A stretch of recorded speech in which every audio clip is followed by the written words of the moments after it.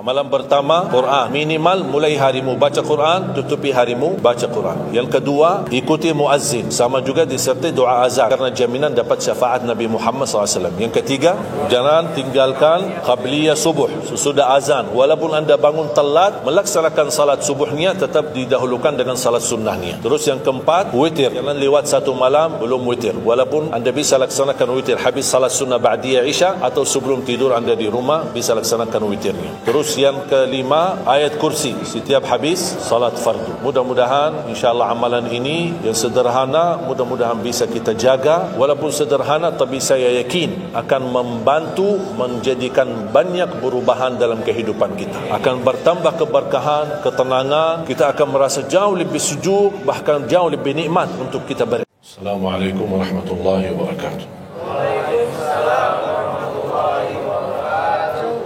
الحمد لله رب العالمين أشهد أن لا إله إلا الله وحده لا شريك له ولي الصالحين وأشهد أن سيدنا ونبينا محمدا عبده ورسوله الصادق الأمين اللهم صل وسلم وبارك على سيدنا محمد وعلى آله وصحبه ومن تبعهم بإحسان إلى يوم الدين سبحانك لا علم لنا إلا ما علمتنا إنك أنت العليم الحكيم.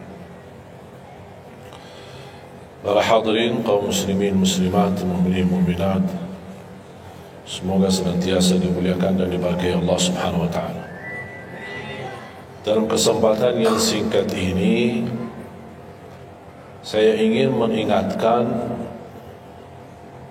beberapa amalan.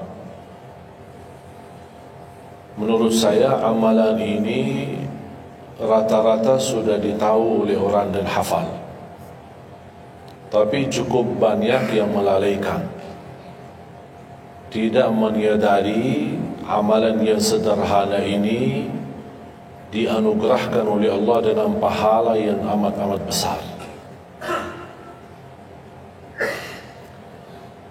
Yang pertama, bacaan Al-Quran. Banyak orang yang malas membaca karena tidak bisa baca, atau alasan tidak mengerti artinya. Daripada saya baca tak faham artinya, mendingan tak usah baca. Itu bisikan syaitan. Yang membisiki seperti ini adalah syaitan. Buat apa kamu baca? Kan kamu tak faham. Mendingan tak usah baca, supaya kita meninggalkan bacaan Al-Quran. Sedangkan dijanjikan oleh Allah SWT dan juga Rasulullah SAW, setiap satu huruf 10 kebaikan, bukan setiap amal. Semua hitungannya dengan amal. Salat 5 waktu dapat pahala 50, salat duha dapat pahalanya, salat qiyamul lail ada pahalanya, sunnah fajar sebelum azan, sudah azan sebelum salat, itu pahalanya sama dengan dunia dan seisinya, seluas dunia dan seisinya. Ini sunnahnya. Kira-kira gimana yang wajib? Rasulullah SAW bersabda di hadis yang sahih, la aqulu alif lam mim harf, walakin alifun harf wa lamun harf wa mimun harf. Alif lam mim bukan satu huruf, tapi alif satu huruf, lam satu huruf, mim satu huruf. Cuba kalau kita baca setiap hari satu halaman aja, berapa kita mendapatkan nilai pahala? Hitung, silakan, bawa kalkulatornya dan hitung sendiri. Tak ada yang sia-sia di sisi Allah. Membaca Al-Quran walaupun tidak memahami isinya, tetap terhitung setiap satu huruf 10 kebaikan. Berarti anda tidak sia-sia membaca Al-Quran walaupun tidak faham. Ada orang membaca tapi berbata-bata, dia merasa salah bacaannya, keliru. Dia sudah berusaha belajar, tapi itu kemampuannya. Didatangi syaitan, dibisikin, salah mulu bacaan kamu, tak benar bacaan kamu, wakaf tidak benar, panjang pendeknya tak benar, apalagi hukum tajwid tak benar. Bisa keliru, bisa dosa. Astagfirullah, dosa ya. Udah, terima kasih syaitan. Malah dia terima kasih lagi sama syaitan. Dibisikin, didengarin, diterima, langsung dia rubah, tidak baca. Alasannya takut dosa. Padahal ada berita gembira dari Rasulullah SAW, al-mahiru bil-Qur'ani ma'as safaratil kiramil barara, yang mahir dalam membaca Al-Quran nanti di hari kiamat dia bersama malaikat safara kiram barara. Terus ya Rasulullah, gimana keadaan yang berbata-bata itu, gimana? Walladhi yatata'ta'u fi wa huwa alaihi syaq lahu ajran. Barang siapa yang membaca tapi masih berbata-bata dalam bacaannya, bukan dosa, justru 2 pahala. Satu, karena dia mau baca Al-Quran. Kedua, karena ada berbata-bata, kesulitan dalam membaca. Allah menghargai kesulitan, Allah berikan pahala. Berarti tidak ada rugi sama Al-Quran. Semenjak saya mengambil keputusan tidak memegang HP, saya sadari betapa banyak kita rugi berjam-jam, berhari-hari, berminggu-minggu, bahkan bertahun-tahun kita jauh dari Al-Quran. Aku heran ketika mendengar ada orang yang bisa lewat 1 bulan tapi tidak khatam Al-Quran. 1 bulan, 30 hari, berarti minimal setiap hari 1 juz. Dikali 30 hari, 30 juz. Ada orang 1 tahun dah khatam-khatam. Syukur kalau khatam di bulan suci Ramadan 1 kali. Habis Ramadan dia tutup Al-Quran. Mohon maaf, ketemu lagi di tahun depan pas Ramadan lagi. Ini keadaan kita. Makanya orang berkata, negeri kita bermasalah terus, negeri kita politiknya begini, negeri kita selalu ada ini. Perbuatan tangan kita. Di mana kita jauh hubungan kita sama Allah, Allah hantarkan musibah sampai kita sadar memperbaiki hubungan kita sama Allah. Salatnya, Qur'annya, ibadahnya. Itu kunci memudahkan dan mengatasi semua masalah. Silahkan rubahkan pemimpinnya berkali-kali, rubahkan aturan negaranya berkali-kali, tidak akan bisa terjadi kebaikan kecuali hubungan kita dari Allah Subhanahu Wa Taala. Semakin baik hubungan kita, semakin dekat Allah yang urus.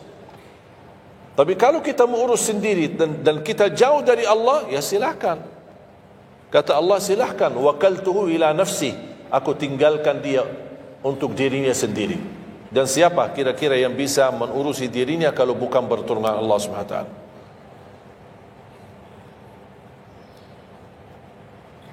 Jangankan bisa khatam Al-Quran dalam 30 hari, jangan 1 juz dalam 1 hari, 30 hari bisa dikhatam dalam waktu 10 jam. Saya pernah tes, menghitungkan waktu, bawa alarm, membaca dari subuh sampai zuhur. Tiba waktu zuhur, saya stop alarmnya, saya lanjut lagi habis zuhur. Sampai asar, lanjut lagi habis asar, lanjut sampai maghrib. Berapa saya habis khatam 30 juz? Bagi orang yang lancar bacaannya, tidak berbata-bata, bacaannya lancar, hurufnya jelas, tajwidnya bagus, tidak terlalu cepat, standar, sebagaimana bacaan tadi salat Isya, itu namanya standar, hadar, tapi disempurnakan tajwid, tidak boleh cepat dan tidak boleh terlalu lambat. 10 jam mampu khatam 30 juz. Saya punya teman sekolah di Madinah, dia berhasil khatam 30 juz dalam waktu 7 jam 49 menit. Makanya aku heran kalau ada orang berkata 1 bulan, ya, mana bisa ya? Tahu enggak ya, apa yang membuat masalah kita kenapa tidak bisa khatam Al-Quran? Karena suka lihat halaman belakang. Begitu buka baru mulai Al-Baqarah, Alif Lam Mim Dzalikal, buka terus halamannya. Sambil baca kita buka 600 sekian, kapan habisnya? Hudan lil muttaqin, sadaqallahul azim. Sudah langsung sadaqah, karena sudah merasa berat. Dia menghitung halaman belakang sedangkan dia baru aja mulai 1 ayat. Dia langsung sadaqallahul azim. Syaitan tidak mungkin dan tidak senang melihat kita sering membaca Al-Quran. Kalau orang dulu susah baca Al-Quran wajar, karena susah menemukan Quran. Zaman sahabat cari kulit unta untuk tuliskan ayat yang Allah turunkan. Ada potongan ayat di Sayyidina Utsman, ada potongan ayat di Sayyidina Abu Bakar, ada potongan ayat di sana sini. Coba kumpulkan, susah. Makanya semuanya larinya kepada sahabat yang begitu datangnya wahyu, mereka langsung mendengar dari Rasul, langsung bisa hafal. Seperti Sayyidina Ubay bin Ka'ab radhiyallahu an, Zaid bin Thabit radhiyallahu an, Anas bin Malik radhiyallahu an, Uthman bin Affan. Jadi mereka datangin para penghafal Quran. Dah ada mushaf, dah ada Quran, dah ada HP bisa download Al-Quran 30 juz. Gimana? Tapi mereka tidak pernah tinggalkan Al-Quran. Bahkan ada di antara sahabat yang setiap malam tahajudnya khatam 30 juz dalam satu tahajud. Cuba bayangkan, kira-kira alasan kita apa? Quran sudah di mana-mana, dalam segala terjemahan, warna-warni, tajwid, semua ada. Yang bagus, yang besar. Maaf mata saya, ada yang besar, ada segede meja ini, ada. Susah menemukan, alhamdulillah HP bisa sekarang isinya 30 juz, bisa dibawa kemana-mana, tak usah pusing mencari Al-Quran. Semua kemudahan, semestinya kita mampu mengalahkan sahabat Rasul. Karena kita semua fasilitas ada. Apa yang kita mau bilang sama Allah? Ada seorang, mungkin Bapak Ibu pernah nonton di acara Hafiz Indonesia, namanya Kaila, buta. Dia setiap hari, saya tanya, kamu berapa murajaah bacaan Quran setiap hari? 5 sampai 7 juz. Buta, 5 sampai 7 juz. Saya kaget, tak panyakan, kan kasihan kamu. Dan kebetulan kamu sudah punya uzur. Kalau tidak baca Al-Quran sama sekali, ana yakin Allah maafkan. Buta, dah bisa. Tahu enggak jawabannya apa? Saya malu sama Allah menjadikan buta saya alasan tidak baca Quran. Ini anak usia 7 tahun. Malu sama Allah menjadikan buta, padahal ini ujian. Butanya dari Allah, bukan dari dirinya. Tapi dia malu menjadikan buta itu alasan tidak baca Quran. Pertanyaan saya, alasan antum apa? Apa alasan? Sibuk. Belum ada waktu. Ya, saya maklum, belum ada waktu. Memang dunia ini bikin stres. Makanya tidak ada waktu. Saya nasihatkan mulai hari ini, jangan kasih Al-Quran sisa waktumu. Dalam istilah, kalau ada sisa waktu, insya Allah saya baca Quran. Kalau itu niatnya, dah bakalan. Tapi tolong utamakan Al-Quran dalam sehari-harimu. Minimal mulai harimu baca Quran, tutupi harimu baca Quran. Jangan tunggu sisa waktu. Wallahi Al-Quran keberkahannya luar biasa. Kesumbuhan, petunjuk, keberkahannya, menjaminkan ke surga, selamat siksa neraka, selamat dari siksa kubur. Banyak anugerah. Sayang.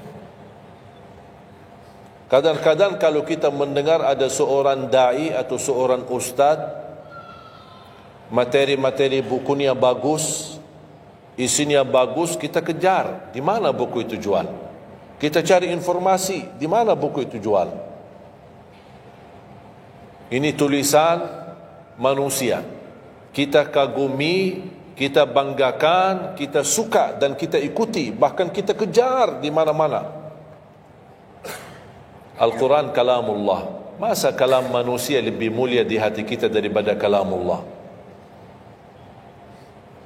Silahkan boleh kagumi apa penyampaian ustaz, da'i, tapi jangan melebihi apa kata Allah.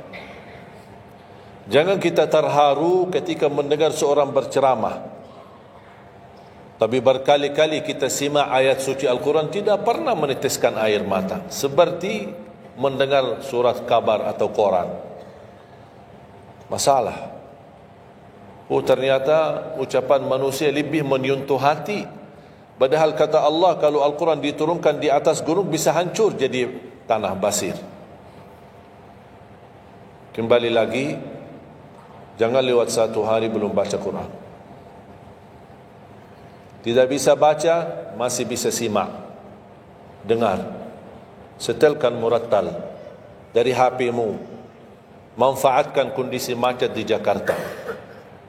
Manfaatkan. Lagi naik motor, taruh apa ruginya? Ruginya apa? Simpan handsfree di telinga, ya sambil bawa motor. Dengarin ayat suci Al-Quran. Nikmat, berkah, dalam lindungan Allah, disertai malaikat. Apa ruginya? 1 jam di dalam perjalanan, tidak ada rugi. Terhitung memang umur kita, tapi sudah diisi mendengar Al-Quran. Juga banyak waktu. Nikmat. Kalau saya merasa kesibukan mengganggu sampai tidak ada luang waktu cukup untuk saya bisa baca tilawah di rumah, saya menikmati di jalan. Apalagi kalau mau pergi ke acara, apalagi kalau keluar kota, berjalan lumayan jauh, nikmat. Ya Allah, mudah-mudahan macet terus. Nikmat. Macet itu menjadi nikmat. Dah fikir macetnya karena lagi melihat Al-Quran. Beda sama orang, hanya sepanjang berjalan chat HP, HP. Merasa bosan. Sudah semua chat sudah dilewati, semua SMS sudah dibalas, semua pesan-pesan sudah dibaca. Akhirnya bosan. Macet mulu ini Jakarta. Nanti temannya di sebelah, kalau bukan macet, bukan Jakarta loh. Itu habis waktu, sia-sia. Padahal Al-Quran ini kita baca tidak mesti dalam keadaan wudu. Apalagi kita dalam perjalanan, kita naik motor atau naik mobil, kita bisa dengan handphone kita, HP kita. Ada orang terus, gimana saya membawa Al-Quran terus saya tidak berwudu? Kan kamu menyentuh HP, bukan menyentuh Al-Quran. Bersentuhan dengan HP. Jadi saya harap, sekali lagi mohon dengan sangat, kalau boleh terima permohonan saya, tolong tinggikan perhatianmu kepada Al-Quran. Ingin berkah rezeki, berkah umur, sihat wal afiat, bahagia selamat dunia akhirat, tolong perhatikan Al-Quran. Semakin banyak perhatian kamu kepada Al-Quran, semakin banyak perhatian Allah kepadamu. Terserah kamu milih.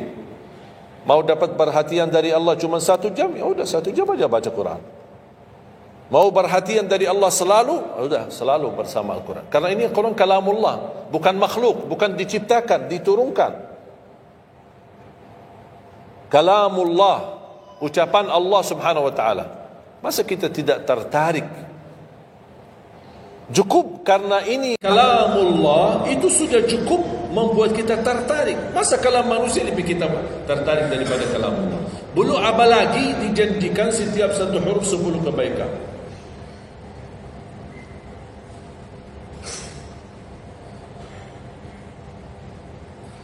Kira-kira siap? Minimal mulai harimu baca Quran, tutupi harimu baca Quran. Habis bangun, sebelum beraktivitas baca. Baca apa? Bebas. Boleh tak saya baca sampai khatam tapi saya tak faham isinya? Boleh. Tetap dapat pahala setiap satu huruf sebelum. Baca sampai mempelajari isi maknanya, memahami maknanya, lebih besar lagi pahalanya. Membaca, memahami, menhayati lagi, lebih besar lagi pahalanya. Membaca, memahami, menhayati, menamalkan, lebih besar lagi. Kalau tidak bisa meraih semua pahala itu, ya paling minimal pahala bacaan. Kalau saya tidak dapat meraih pahala menhayati, pahala memahami, pahala menamalkan, apalagi saya orang awam tidak begitu mengerti apa yang semestinya saya amalkan, la yukallifullahu nafsan illa wus'aha. Amalkan sesuai kemampuan. Ada pelajaran ayat yang dibacakan tadi, kita bisa ambil maknanya, kita mengambil kesimpulannya. Jangan kita menjadi seperti golongan yang datang hari kiamat malah minta tolong diselamatkan oleh Allah dari neraka. Kalau di hari kiamat tidak bisa saling menolong, tidak bisa. Sekarang kita masih bisa saling membantu dan saling menolong. Dan di antaranya menolong diri sendiri. Jangan menunggu di hari kiamat. Jangan kita bisa menolong, tolong menolong. Di hari kiamat orang tua tidak bisa menolong anaknya. Anaknya pun larikan diri daripada orang tua. Tak ada yang mau kenal. Cuba baca akhir surat Abasa.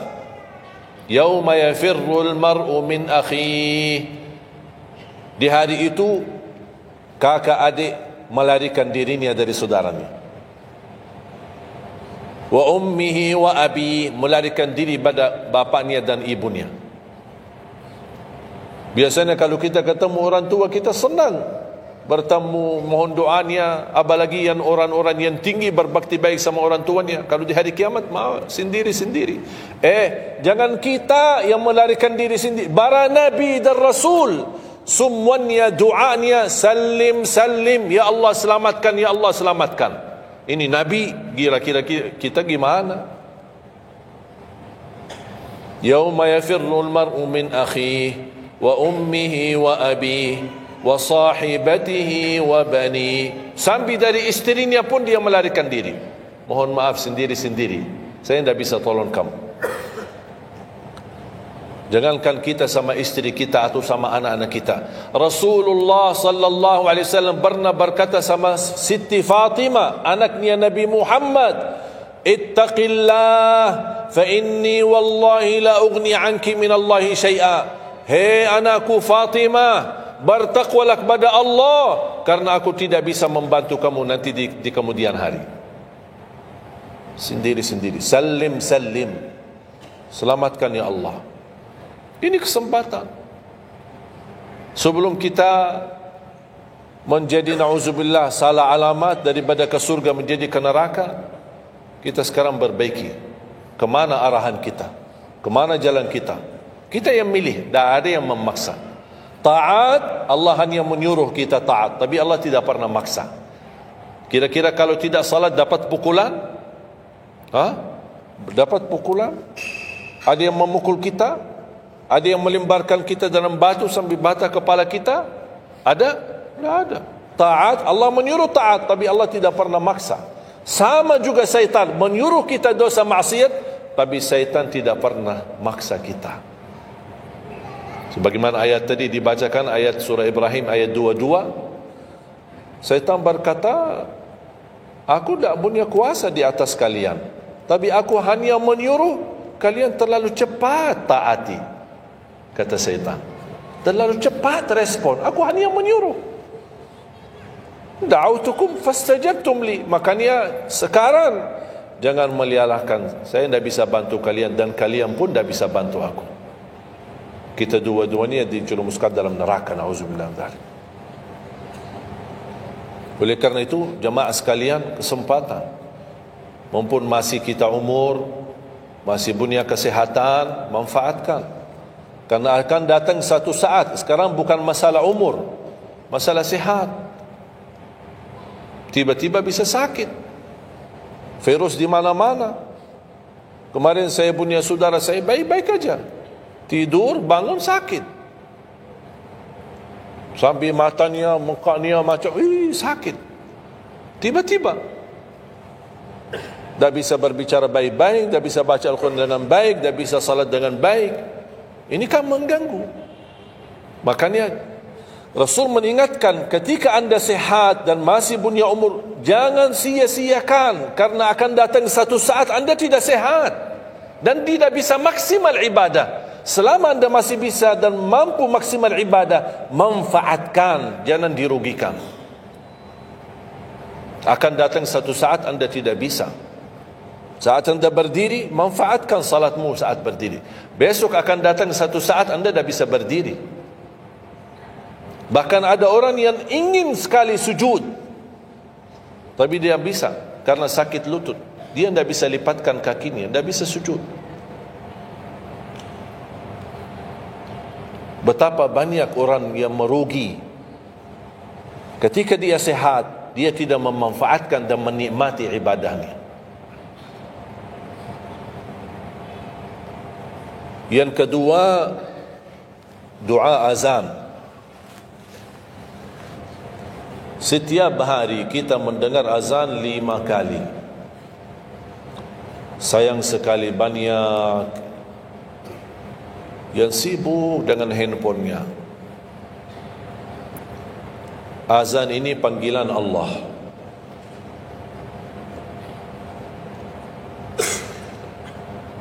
Barang siapa, kata Rasulullah SAW, mengikuti perkataan muazzin, artinya muazzin mengucapkan Allahu Akbar, Allahu Akbar, kita ucap Allahu Akbar, Allahu Akbar, asyhadu an la ilaha illallah, asyhadu an la ilaha illallah, asyhadu anna Muhammadar Rasulullah, asyhadu anna Muhammadar Rasulullah.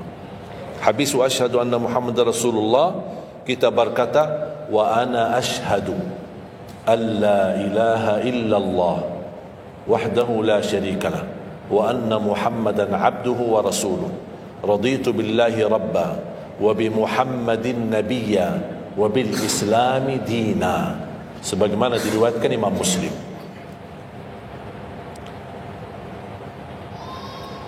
Hayya 'alas salah, kita jawab la haula wala quwwata illa billah.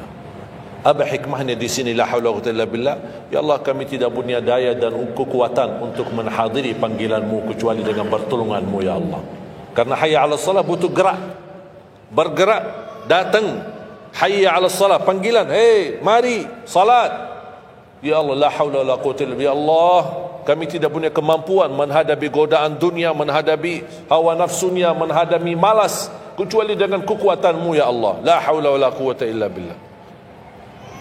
Meraih kemenangan, meraih kemuliaan, hayya 'alal falah. Ya Allah, kami tidak mampu meraih kemuliaan itu kecuali dengan kekuatan dan izin-Mu ya Allah. Allahu Akbar, Allahu Akbar, kita ucapkan Allahu Akbar, Allahu Akbar. La ilaha illallah, kita ucapkan la ilaha illallah. Habis itu apa? Apa kata Rasulullah SAW di hadis yang diriwayatkan Imam Bukhari?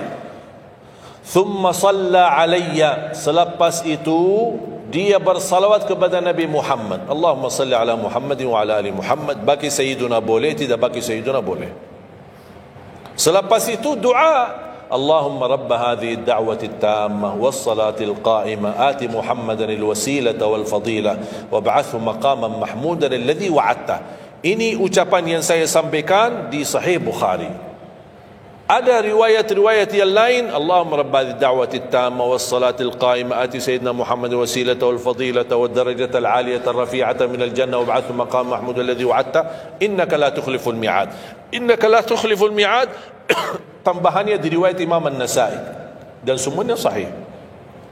Mau milih mana yang anda hafal, mana anda biasakan, silakan. Mau ambil hadis yang diriwayatkan Imam Bukhari boleh, mau ambil yang diriwayat Imam Nasai boleh. Asal jangan sampai begitu dengar azan tidak mengikuti muazzin dan sia-siakan doa itu. Padahal doa sederhana. Siapa yang tidak hafal? Setiap ditayangkan azan di TV selalu dibacakan Allahumma rabb hadhihi ad-da'wati at-tammah was-salatil qa'imah. Saya pernah tanya guru saya, seandainya ketika saya mendengar azan tapi terlalai dengan kesibukan atau telefon mendadak atau apalah urusan, baru saya menyadari ketika muazzin sampai ke hayya 'alas salah, saya belum mengikuti dari awal. Gimana caranya biar saya tidak rugi dalam pahala? Kata guru saya, ulang sendiri dari awal. Allahu Akbar, Allahu Akbar, Allahu Akbar, Allahu Akbar, asyhadu an la ilaha illallah, asyhadu an la ilaha illallah, asyhadu anna Muhammadar Rasulullah, sampai mendapat mengikuti muazzin dalam sisa azannya. Begitu selesai baca doa yang saya tadi sampaikan, apa kata Rasulullah? Barang siapa yang mengamalkan ini, faqad hullat lahu syafa'ati yaumal qiyamah, dijamin dapat syafaatku. 5 kali kesempatan tertulis nama kita, jaminan dapat syafaat Nabi Muhammad, tapi kita sia-siakan. Siapa yang tidak mau syafaat Nabi Muhammad? Ini kesempatan. Jangan tunggu hari kiamat baru saya minta, ya Rasulullah tolong syafaatkan. Ini Rasul sudah menawarkan ini sekarang. Mau enggak dapat syafaatku? Ikuti muazzin dan baca doa azan, kemudian dapat syafaatku. Berapa minit? Tak sampai 2 minit. Ikuti muazzin, selesai azan, doa ni dah sampai 2 minit. Allahumma salli ala Muhammad wa ala ali Muhammad, Allahumma rabbi da'wati tamma was salatil qa'imah ati Muhammad, dan sampai akhir, innaka la tukhliful mi'ad. Berapa lama? 2 minit, 3 minit, dah apa-apa 5 minit, tapi dapat jaminan syafaat Nabi Muhammad. Hanya waktunya cuma 5 minit. Kira-kira siap? Mulai hari ini. Menurut saya, yang saya sampaikan wallahi sederhana, sangat sederhana, tapi butuh perhatian aja, butuh perhatian. Yang ketiga, jangan tinggalkan sunnah qabliyah subuh. Walaupun anda malas menjaga sunnah qabliyah ba'diyah. Kalau anda merasa diri malas, banyak kan ada sunnah qabliyah ba'diyah. Kan ada sunnah qabliyah zuhur, ba'diyah zuhur, ada qabliyah ba'diyah maghrib, ba'diyah isya, qabliyah subuh. Kalau anda merasa malas melaksanakan sunnah-sunnah, minimal jangan tinggalkan sunnah subuh. Pahalanya lebih besar daripada dunia dan seisinya. Walaupun anda telat bangun, sudah kesiangan, tetap wajib ambil air wudu, laksanakan sunnahnya, baru salat subuhnya. Walaupun anda bangun jam 11 siang, tetap banyak orang karena ketiduran dan terlewat waktunya, dia tidak salat subuh. Terus ini hutang, wajib bayar, dan tidak bisa besok ganti subuh 2 kali. Tidak ada di dalam agama. Subuh, ya udah, ya Allah, nawaitu salat subuh yang kemarin karena saya ketiduran lillahi ta'ala. Sudah bisa. Apa kata ini? Bukan, mohon maaf, ini bukan kata saya, supaya orang jangan ini pendapat baru. Bukan kata saya, tapi kata Rasulullah SAW. Bukan kata Majlis Ulama Indonesia, bukan kata saya, bukan kata siapa-siapa. Kata Rasulullah sallallahu alaihi wasallam di hadis yang sahih, "Man nama an salatin aw nasiyaha falyusalliha mata dzakaraha, la kaffarata laha illa dzalik." Ya Allah, terima kasih ya Rasulullah. Sepertinya Rasul sudah diberitahu umatnya bakal ketiduran banyak dari salat. Maka dia sudah diberikan solusi. Seandainya ketiduran, ini juga kata Rasulullah, man nama an salatin, silahkan nanti anda pas pulang buka di Google, biar lihat sanad hadisnya ni. Oh, Syekh Ali kau bawain hadis yang dah benar ni. Silahkan. Tahu, kenal tak Syekh Google? Syekh Google kenal? InsyaAllah semua ilmu dia tahu. Tinggal masukin aja. Barang siapa yang ketiduran dari salat, hadis, terus klik, dia keluar. Semua dasarnya apa tu dijelaskan. Semua. Mu bahasa Arab ada, mu bahasa Indonesia ada, mu bahasa Inggris pun ada. Syekh Google hebat. Man nama an salatin aw nasiyaha falyusalliha mata dzakaraha, la kafarata lahu illa dzalik. Barang siapa yang ketiduran, coba ketiduran. Tidur menurut ulama dianggap uzur. Pernah istri saya ketika saya keluar kota, dia hubungi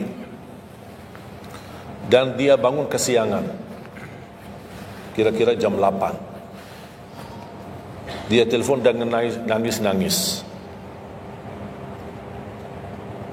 Kenapa nangis? Sakit? Enggak, ketiduran tadi subuh.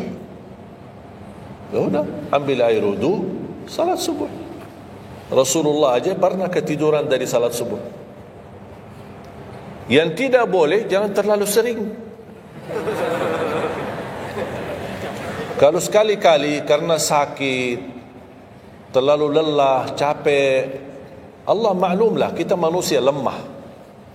Tapi jangan setiap hari ketiduran. Ya Allah, maaf ketiduran ya.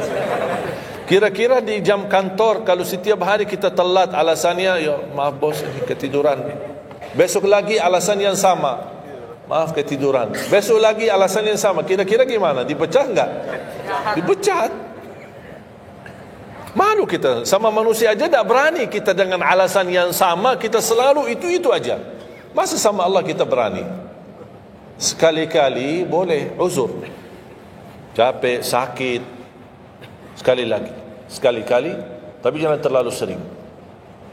Ketika kita bangun, jam berapapun wajib laksanakan. Karena kata Rasulullah, tidak ada kafarah yang lain.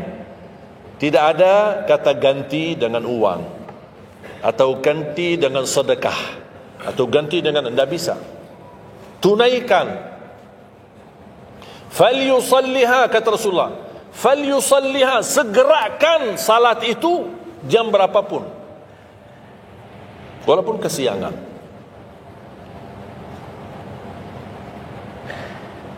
Jelas? Sering ya ketiduran ya? Saya juga berapa kali ketiduran. Bukan berarti saya tidak pernah ketiduran, berapa kali. Bisa ada orang habis tahajud, terlalu lelah, capek, dia mau hanya istirahat saja di atas sajadahnya. Pas bangun sudah jam 7. Padahal Masya Allah tahajud. Semangatnya tahajud tapi ketiduran salat subuh. Makanya ini harus disesuaikan kemampuan. Anda merasa diri kalau salat tahajud 8 rakaat, bangun jam 2, ya Allah kuat, tidak kuat ini. Kembali kepada kemampuan. Tahajud tidak harus 8 rakaat.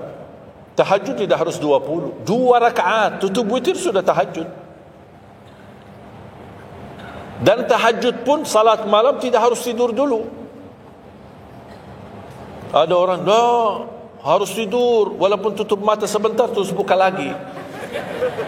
Ini ilmu baru di Indonesia ini. Saya pernah share satu video, ada satu komen dari jamaah, tidak, saya belajar harus tidur dulu, walaupun tutup mata sebentar terus buka lagi. Kembali kepada kemampuan. Ada yang biasa tidur, bangun tengah malam, sepertiga akhir, itu lebih afdal. Tapi ada yang tahu dirinya, kalau saya tidur mana bisa bangun. Udah, mendingan daripada tidak ada tahajud malam itu, mendingan kita salat. Dan ini bukan kata saya, dan bukan kata ulama, tapi kata Rasulullah sallallahu alaihi wasallam. Sebagaimana di hadis yang sahih kata Abu Hurairah radhiyallahu an, pernah Rasulullah menwasiatkan aku jaga witir sebelum tidur. Berarti Rasul mengizinkan kita melaksanakan ibadah salat malam, di antaranya witir sebelum tidur. Umar bin Khattab radhiyallahu anhu punya kebiasaan witir sebelum tidur. Ditanya, kenapa witir sebelum tidur? Dia kata, saya takut meninggal dunia dalam keadaan tidur, belum tertulis nama saya sebagai ahli witir. Saya punya kebiasaan, habis pulang ke rumah, sebelum tidur ambil air wudu, salat 2 rakaat sunnah wudu, kemudian salat 2 rakaat muqaddimah witir, kemudian 1 rakaat witir, baru saya tidur. Kalau dapat bangun lagi, alhamdulillah bisa tahajud, tapi tidak boleh witir lagi karena sudah witir duluan. Sudah faham? Sederhana enggak Islam ini? Sederhana. Banyak orang yang berkeinginan tahajud, berkeinginan satu witir, tapi kan harus tidur. Saya orang yang berat tidur. Kalau saya tidur mana bangun lagi? Udah, kesempatan bisa Anda laksanakan sebelum tidur. Ada orang yang memang tidurnya aja akhir, jam 12, jam 1 baru dia bisa tidur. Ya mendingan daripada tidak salat malam sama sekali, mendingan salat dulu baru tidur. Dapat bangun alhamdulillah, tidak dapat bangun sudah tertulis namamu sudah salat, sudah ahli witir. Innallaha witir yuhibbul witir fa'autiru. Allah maha witir, Allah maha witir, Allah cinta witir, jagalah witir. Dan ini termasuk 2 sunnah yang Rasul tidak pernah tinggalkan, sunnah subuh sama sunnah witir.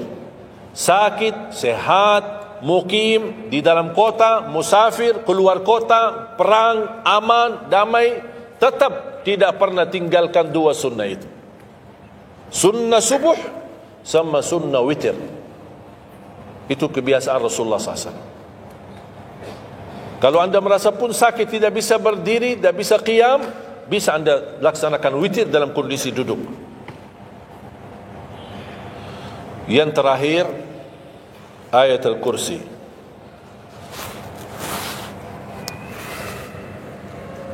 Jangan tinggalkan ayat Al-Kursi lepas salat.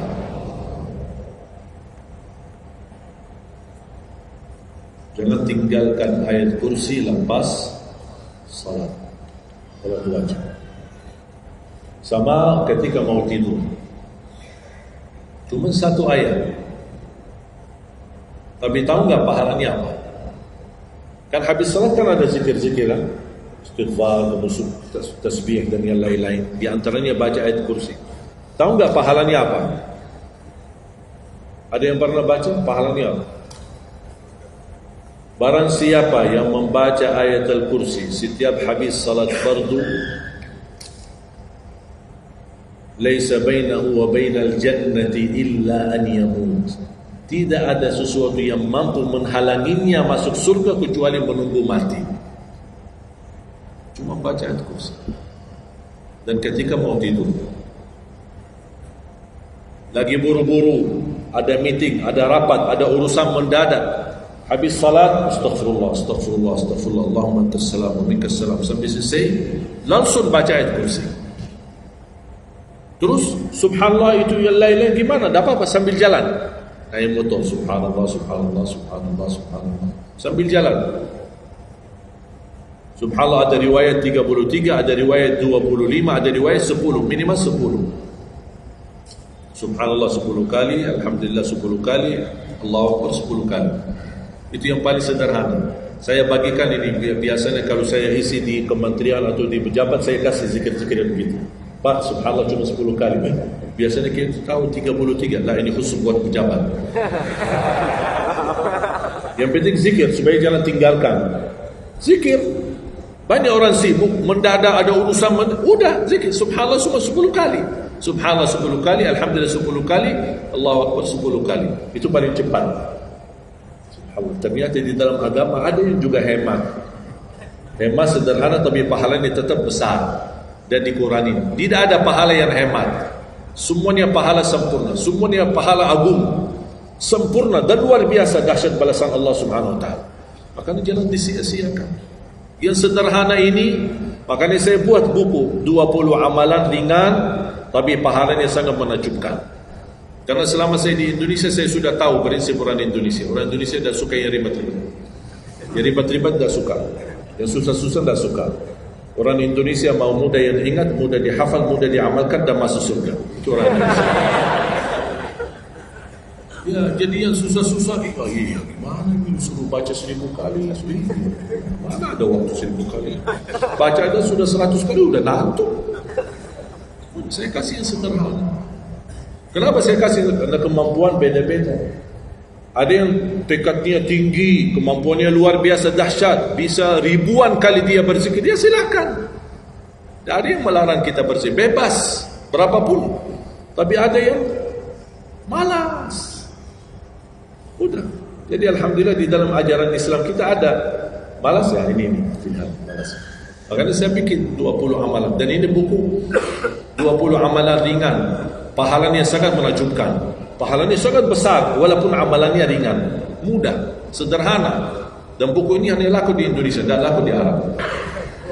Karena cocok dengan budaya Indonesia, saya sudah hafal. Dan sama dengan bacaan. Mohon maaf tadi kepanjangan insya-Allah. Pas begitu saya ingat merindukan kota Madinah, suasana Madinah. Pas di rakaat yang kedua saya saya di Indonesia. Makanya saya tidak jadi panjang rakaat kedua, biar lebih cepat. Karena memang budaya ini tidak bisa panjang-panjang, lama-lama tidak bisa. Kalau kulhu bisa dibagi dua, terima kasih. Kita lihat tarawih kan salah satu contoh tarawih. Walaupun 23 rakaat jumlahnya banyak, tapi ayatnya pendek. Al-Hakum qul al-Asr qul al-Humazah qul. Ini budaya. Kita kan hormati budaya, harus belajar. Walaupun ada sekarang ada beberapa masjid yang panjang, ya nanti balik kepada kemampuan, tapi tidak boleh saling menyalahkan. Ada orang yang suka, ada saya mau yang qul, ya udah sana. Masih qul di sana, masih kita kan. Yang penting kita bisa jaga salat. Dan yang terpenting dalam salatnya adalah yang terjaga kekhusyuan. Bukan masalah jumlahnya, bukan masalah kepanjangannya, tapi kekhusyuan. Tumaknina, karena tumaknina rukun dalam ibadah salat. Sama seperti rukun qiyam, rukun baca al-fatihah. Tumanina. Apa itu tumanina? Ketenangan dalam salat. Bacaannya tenang, gerakannya tenang. Bukan kejar-kejaran. Imamnya baru baca al-fatihah, sudah amin. Imam makmum belum selesaikan ini, terus dikejar imam. Imam Allahu Akbar, sami Allahu hamd, Allahu Akbar, Allahu Akbar, Allahu Akbar. Imam makmum jadi kasihan. Kejar. Dia tidak bisa baca. Makmum, wallahi makmum tidak bisa baca apa-apa. Hanya fokusnya bisa kejar imam. Yang penting jangan sampai tertinggal imam. Yang saya fikirkan, kasihan yang tua-tua, bapak-bapak. Gimana yang bapak-bapak? Kalau yang muda-muda masih bisa kejar imam, terus yang bapak-bapak gimana? Setiap gerakannya batuk 10 kali. Rukuk batuk lagi, sujud batuk lagi. Karena pelan-pelan gerakannya. Saya pernah ada satu kejadian ketika masuk salah satu kampung, kita lewati, saya mampir. Samping saya ada bapak lumayan tua, gerakannya juga pelan-pelan. Yang saya kasihan, Imam Allah. Saya suka pas ketika takbir. Allah. Bismillahirrahmanirrahim. Alhamdulillahirrahmanirrahim. Astagfirullahaladzim. Barusan enak, takbirnya enak. Bacaannya kenapa enggak? Ini pelan-pelan aja. Santai aja, santai. Walaupun baca satu ayat dua, bukan masalah berapa banyak bacaannya. Yang penting kekhusyuan, tumanina, karena rukun tumanina. Allahu Akbar, sami Allahu hamd. Saya lihat bapak ini sebelah saya. Saya masih bisa kejar imam. Bapak ini dah kejar-kejar. Imam sudah rukuk, bapak belum rukuk. Begitu imam sami Allahu hamd, bapak dah jadi rukuk, diikut sami Allahu hamd. Astagfirullahalazim.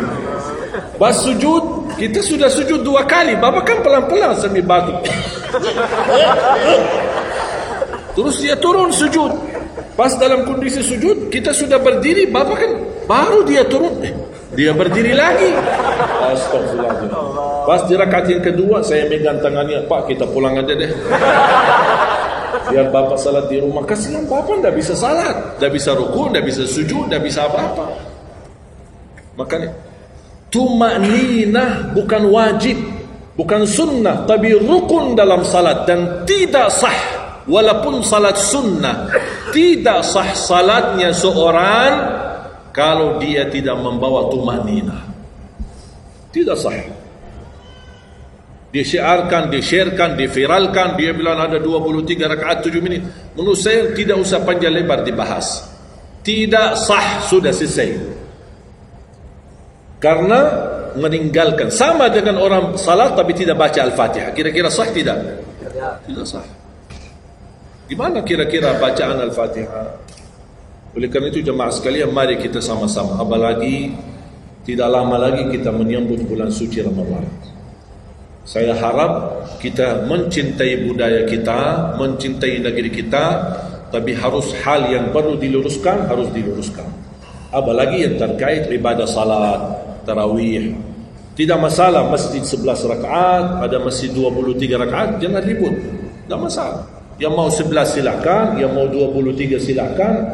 Yang penting kita bisa melaksanakan salat dengan baik.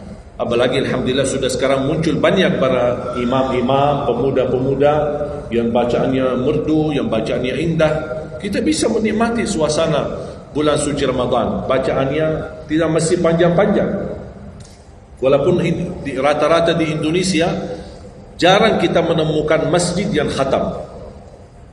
Dulu saya ingat waktu saya masih di Lombok, kita ingat salat tarawih khatam 30 juz, dan salat tahajud 10 malam terakhir khatam lagi 30 juz. 2 kali kita khatam dalam satu bulan Ramadan. Tapi ini karena permintaan dari lingkungan dan jamaah. Kalau tidak ada permintaan susah. Apalagi orang baru datang. Saya sering memperhatikan orang baru datang kayaknya salah masuk masjid. Pas begitu melihat imamnya kepanjangan, masjid apaan ini? Mundur ke belakang. Bahkan saya pas ketika lihat ada makmum mundur, saya baru masuk. Bapak mau kemana? Mau ambil wudu lagi. Pas habis salat saya tarik kanan kiri, tidak ada. Ternyata ambil wudu di rumahnya. Jadi karena tidak semua bisa, makanya tidak boleh kita saling menyalahkan, tapi kita harus saling mengingatkan. Saling mengingatkan. Mari kita sama-sama menjaga ibadah yang benar. Mari kita sama-sama menjaga ibadah yang khusyuk, ibadah yang tumanina. Mudah-mudahan amalan-amalan yang saya sampaikan tadi Mudah-mudahan bisa diingat, bisa dihafal dan mudah diamalkan. Masih ingatkan? Atau perlu saya ulang? Amalan pertama, Quran. Minimal mulai harimu baca Quran, tutupi harimu baca Quran. Yang kedua, ikuti muazzin. Sama juga disertai doa azan, karena jaminan dapat syafaat Nabi Muhammad SAW. Yang ketiga, jangan tinggalkan qabliyah subuh sesudah azan. Walaupun anda bangun telat, melaksanakan salat subuhnya tetap didahulukan dengan salat sunnahnya. Terus yang keempat, witir. Witir, jangan lewat satu malam belum witir. Walaupun anda bisa laksanakan witir habis salat sunnah ba'diyah isya, atau sebelum tidur anda di rumah bisa laksanakan witirnya.